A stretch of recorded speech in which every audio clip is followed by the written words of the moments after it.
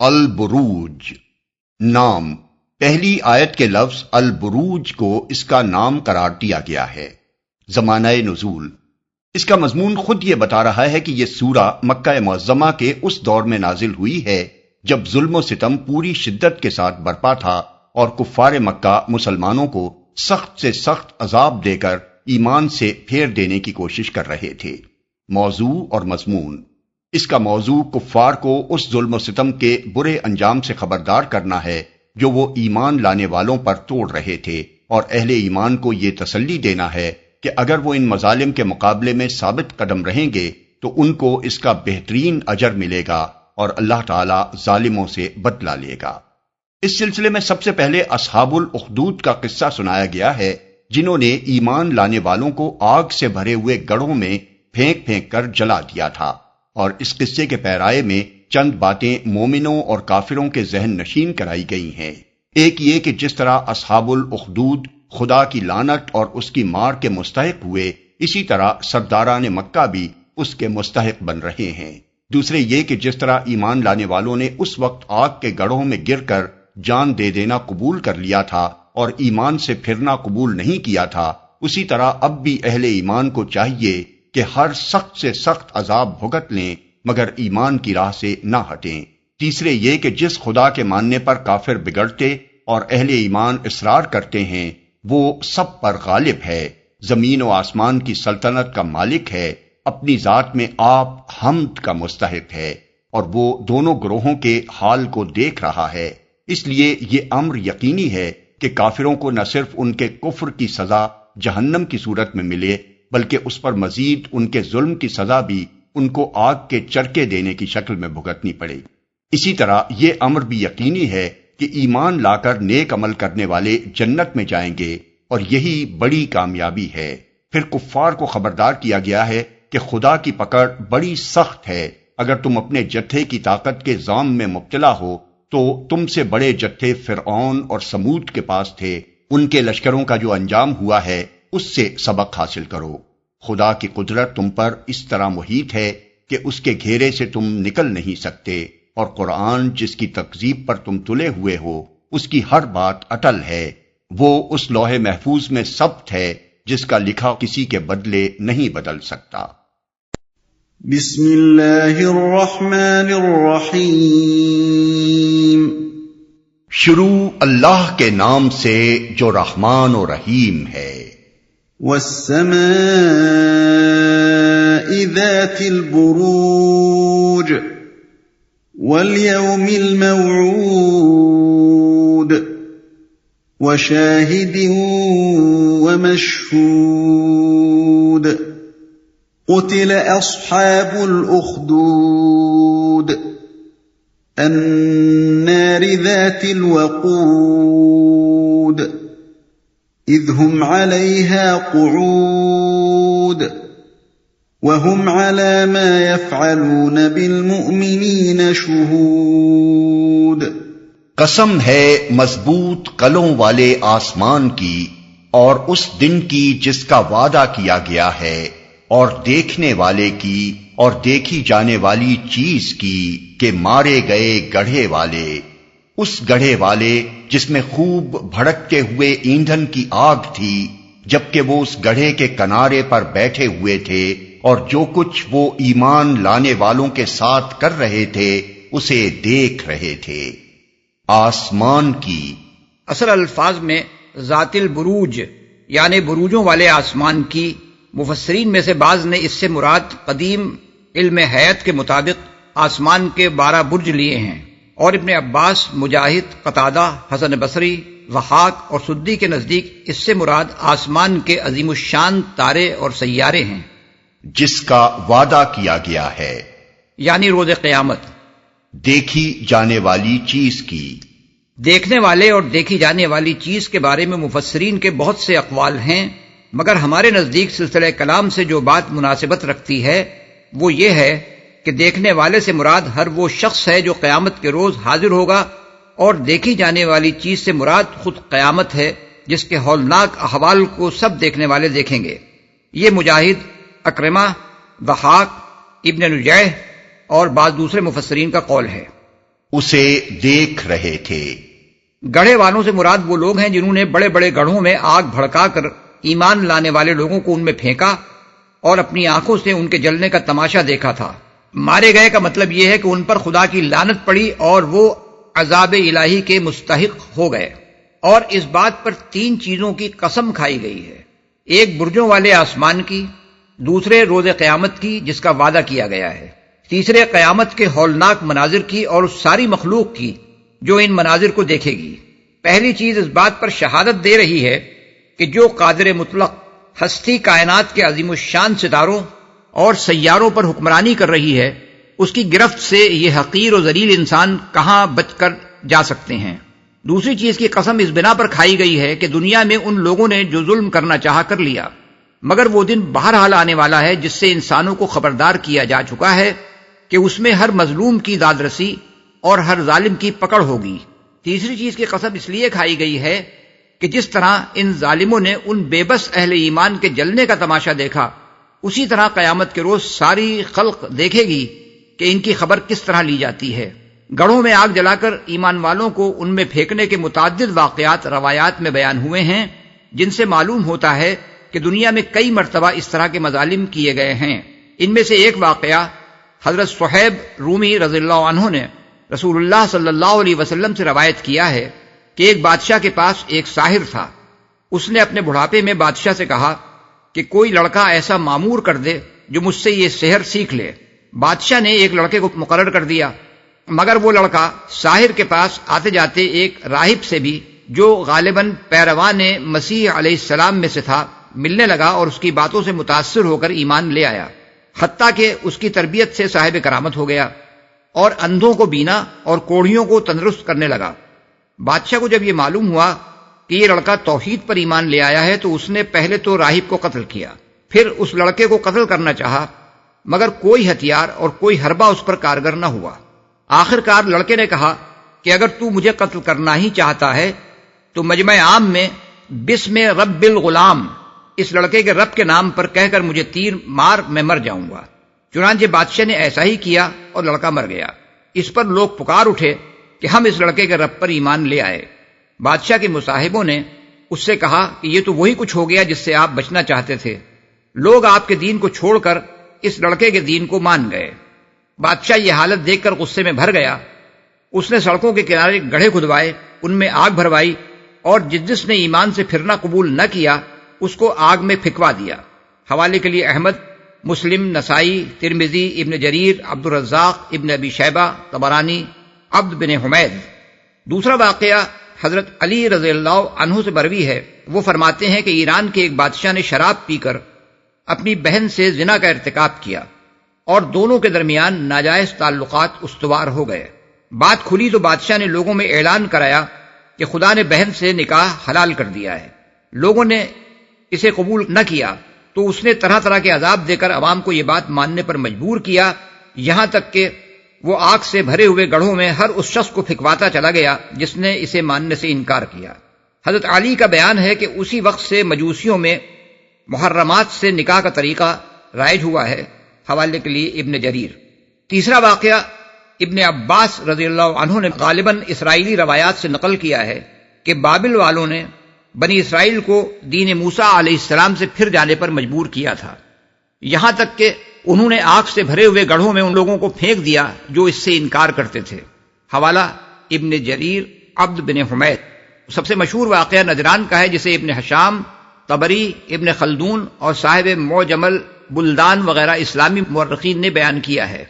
اس کا خلاصہ یہ ہے کہ حمیر یعنی یمن کا بادشاہ طوبان اسد ابو کرب ایک مرتبہ یثرب گیا، جہاں یہودیوں سے متاثر ہو کر اس نے دین یہود قبول کر لیا اور بنی قریظہ کے 2 یہودی عالموں کو اپنے ساتھ یمن لے گیا۔ وہاں اس نے بڑے پیمانے پر یہودیت کی اشاعت کی۔ اس کا بیٹا ذو نواس اس کا جانشین ہوا اور اس نے نجران پر جو جنوبی عرب میں عیسائیوں کا گڑھ تھا حملہ کیا تاکہ وہاں سے عیسائیت کا خاتمہ کر دے اور اس کے باشندوں کو یہودیت اختیار کرنے پر مجبور کرے۔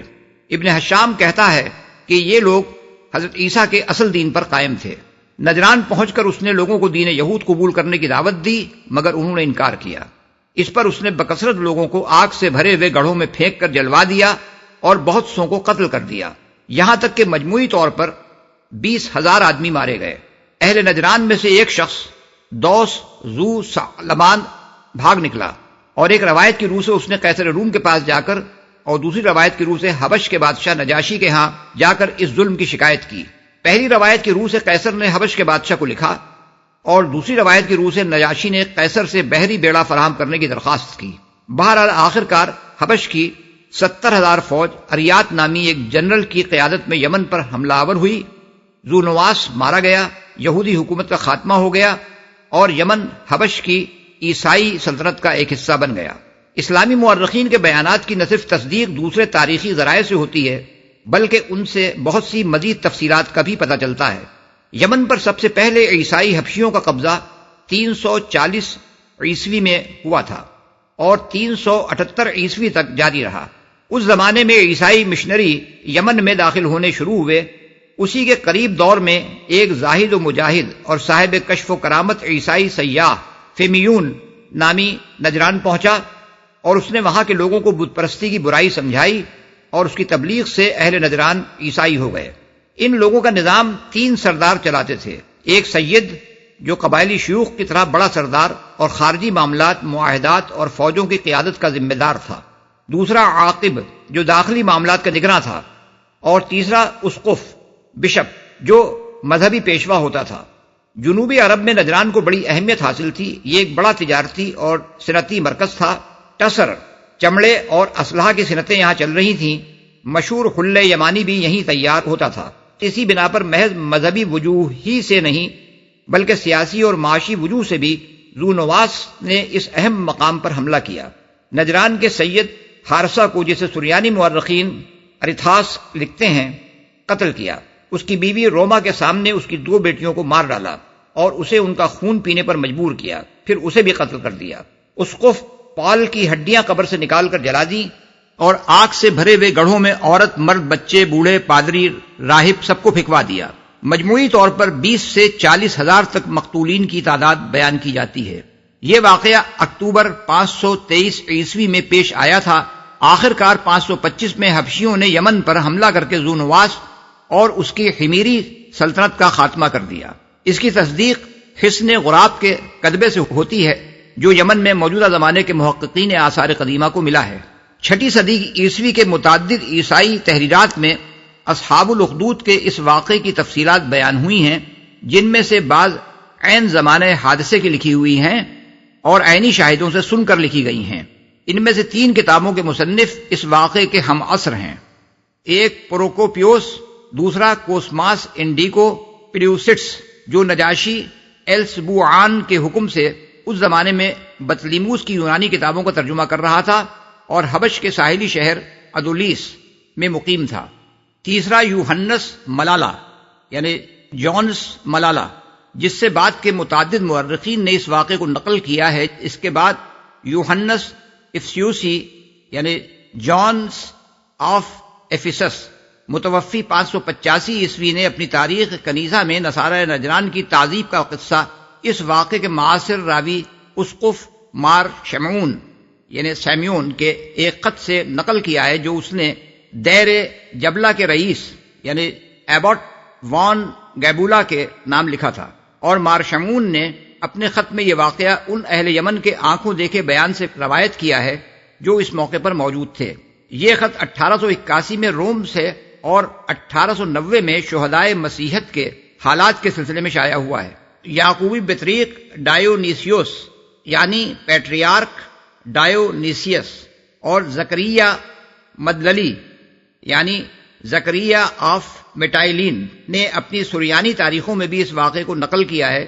یعقوب سروجی کی کتاب در باب نصارہ نجران میں بھی یہ ذکر موجود ہے۔ الرہا یعنی ایڈیسا کے اسقف پولس نے نجران کے ہلاک شدگان کا مرثیہ لکھا، جو اب بھی دستیاب ہے۔ سریانی زبان کی تصنیف کتاب الحمیرین کا انگریزی ترجمہ بک آف دی ہیمیارائٹس 1924 عیسوی میں لندن سے شائع ہوا ہے، اور وہ مسلمان مورخین کے بیان کی تصدیق کرتا ہے۔ برٹش میوزیم میں اس عہد اور اس سے قریبی عہد کے کچھ حبشی مخطوطات بھی موجود ہیں جو اس قصے کی تائید کرتے ہیں۔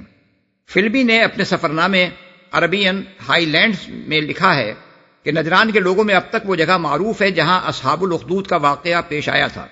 خرق کے پاس ایک جگہ چٹانوں میں کھدی ہوئی کچھ تصویریں بھی پائی جاتی ہیں، اور کعبہ نجران جس جگہ واقع تھا اس کو بھی آج کل کے اہل نجران جانتے ہیں۔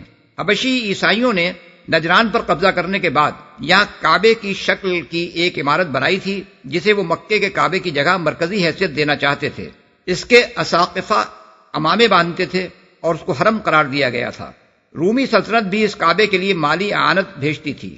اسی کعبہ نجران کے پادری اپنے سید اور عاقب اور اسقف کی قیادت میں مناظرے کے لیے نبی صلی اللہ علیہ وسلم کی خدمت میں حاضر ہوئے تھے، اور مباہلے کا وہ مشہور واقعہ پیش آیا تھا جس کا ذکر سورہ آل عمران آیت 61 میں کیا گیا ہے۔ وَمَا نَقَمُوا مِنْهُمْ إِلَّا أَن يُؤْمِنُوا بِاللَّهِ الْعَزِيزِ الْحَمِيدِ الَّذِي لَهُ مُلْكُ السَّمَاوَاتِ وَالْأَرْضِ وَاللَّهُ عَلَى كُلِّ شَيْءٍ شَهِيدٌ۔ اور ان اہل ایمان سے ان کی دشمنی اس کے سوا کسی وجہ سے نہ تھی کہ وہ اس خدا پر ایمان لے آئے تھے جو زبردست اور اپنی ذات میں آپ محمود ہے، جو آسمانوں اور زمین کی سلطنت کا مالک ہے، اور وہ خدا سب کچھ دیکھ رہا ہے۔ ان آیات میں اللہ تعالیٰ کے ان اوصاف کا ذکر کیا گیا ہے جن کی بنا پر وہی اس کا مستحق ہے کہ اس پر ایمان لایا جائے، اور وہ لوگ ظالم ہیں جو اس بات پر بگڑتے ہیں کہ کوئی اس پر ایمان لائے۔ ان الذين فتنوا المؤمنين والمؤمنات ثم لم يتوبوا فلهم عذاب جهنم ولهم عذاب الحريق۔ جن لوگوں نے مومن مردوں اور عورتوں پر ظلم و ستم توڑا اور پھر اس سے تائب نہ ہوئے، یقیناً ان کے لیے جہنم کا عذاب ہے اور ان کے لیے جلائے جانے کی سزا ہے۔ جہنم کے عذاب سے الگ جلائے جانے کی سزا کا ذکر اس لیے کیا گیا ہے کہ انہوں نے مظلوم لوگوں کو آگ کے گڑھے میں پھینک کر زندہ جلایا تھا۔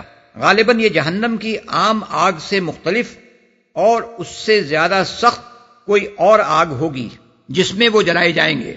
ان الذين آمنوا وعملوا الصالحات لهم جنات تجري من تحتها الانهار ذلك الفوز الكبير۔ جو لوگ ایمان لائے اور جنہوں نے نیک عمل کیے، یقیناً ان کے لیے جنت کے باغ ہیں جن کے نیچے نہریں بہتی ہوں گی، یہ ہے بڑی کامیابی۔ ان بطش ربک لشدید، در حقیقت تمہارے رب کی پکڑ بڑی سخت ہے۔ انه هو يبدئ ويعيد وهو الغفور الودود ذو العرش المجيد فعال لما يريد۔ وہی پہلی بار پیدا کرتا ہے اور وہی دوبارہ پیدا کرے گا، اور وہ بخشنے والا ہے، محبت کرنے والا ہے، عرش کا مالک ہے، بزرگ و برتر ہے، اور جو کچھ چاہے کر ڈالنے والا ہے۔ بخشنے والا ہے کہہ کر یہ امید دلائی گئی ہے کہ کوئی اگر اپنے گناہوں سے باز آ کر توبہ کر لے تو اس کے دامن رحمت میں جگہ پا سکتا ہے۔ محبت کرنے والا کہہ کر یہ بتایا گیا ہے کہ اس کو اپنی خلق سے عداوت نہیں ہے کہ خواہ مخواہ اس کو مبتلا عذاب کرے، بلکہ جس مخلوق کو اس نے پیدا کیا ہے اس سے وہ محبت رکھتا ہے، اور سزا صرف اس وقت دیتا ہے جب وہ سرکشی سے باز ہی نہ آئے۔ مالک عرش کہہ کر انسان کو یہ احساس دلایا گیا ہے کہ سلطنت کائنات کا فرمانروا وہی ہے، اس سے سرکشی کرنے والا اس کی پکڑ سے بچ کر کہیں نہیں جا سکتا۔ بزرگ و برتر کہہ کر انسان کو اس کمینے پن پر متنبہ کیا گیا ہے کہ وہ ایسی ہستی کے مقابلے میں گستاخی کا رویہ اختیار کرتا ہے، اور آخری صفت یہ بیان کی گئی ہے کہ وہ جو کچھ چاہے کر ڈالنے والا ہے، یعنی پوری کائنات میں کسی کی بھی یہ طاقت نہیں ہے کہ اللہ جس کام کا ارادہ کرے اس میں وہ مانع و مزاحم ہو سکے۔ هل اتاك حدیث الجنود فرعون وثمود۔ کیا تمہیں لشکروں کی خبر پہنچی ہے، فرعون اور سمود کے لشکروں کی؟ روئے سخن ان لوگوں کی طرف ہے جو اپنے طاقتور جتھوں کے زوم میں خدا کی زمین پر سرکشیاں کر رہے ہیں۔ ان سے فرمایا جا رہا ہے کہ کچھ تمہیں خبر بھی ہے کہ اس سے پہلے جن لوگوں نے اپنے جتھوں کی طاقت کے بل پر یہی سرکشیاں کی تھیں وہ کس انجام سے دوچار ہو چکے ہیں؟ بل الذین کفروا فی تکذیب واللہ من ورائہم محیط۔ مگر جنہوں نے کفر کیا ہے وہ جھٹلانے میں لگے ہوئے ہیں، حالانکہ اللہ نے ان کو گھیرے میں لے رکھا ہے۔ بل هو قرآن مجید فی لوح محفوظ۔ ان کے جھٹلانے سے اس قرآن کا کچھ نہیں بگڑتا، بلکہ یہ قرآن بلند پایا ہے، اس لوح میں نقش ہے جو محفوظ ہے۔ مطلب یہ ہے کہ اس قرآن کا لکھا امٹ ہے، اٹل ہے، خدا کی اس لوح محفوظ میں ثبت ہے جس کے اندر کوئی رد و بدل نہیں ہو سکتا۔ جو بات اس میں لکھ دی گئی ہے وہ پوری ہو کر رہنے والی ہے، تمام دنیا مل کر بھی اسے باطل کرنا چاہے تو نہیں کر سکتی۔